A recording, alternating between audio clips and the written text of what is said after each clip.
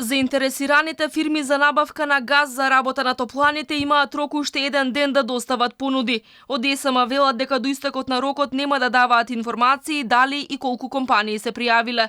Откако вчера Мак Петрол информираше дека истекол нивниот рок до кој требало да ги нарачаат количините руски газ, стана известно дека оваа фирма нема да биде снабдуваш за ноември. Од ЕСМ се оптимисти дека ќе најдат количини не само за следниот месец, туку и до крајот на грејната сезона. Министерот за економија Бектеши вели дека се уште не стигнала понуда, ниту пак бил склучен договор со предложената компанија на ВМРО ДПМН. Тоа што бил потпишан така наречен ЕФЕТ договор не значело ништо. ЕФЕТ договорот е на некој си вид меморандум за разбирање. Тоа редовно се прави во склоп на Европска Унија, тоа не е обврзувачки договор.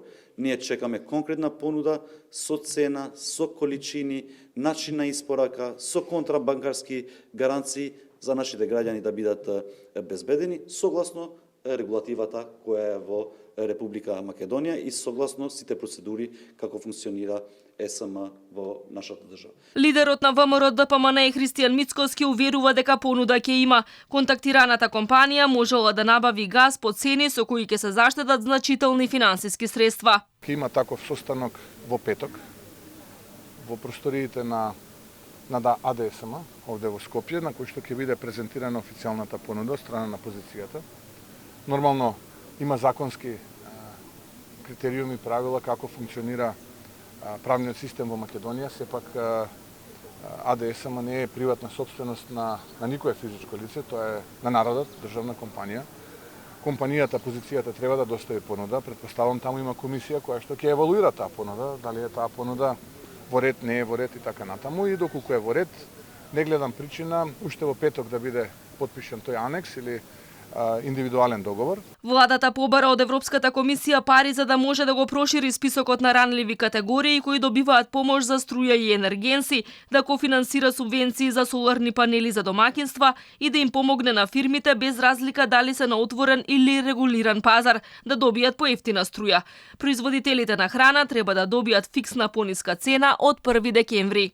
Бектеши уште еднаш се пофали дека државните институции успеале да заштедат 20% струја во септември. При тоа најмногу заштедило Министерството за култура 40%, а најмалку здравство со 2% и МНР и одбрана со 8% заштеди.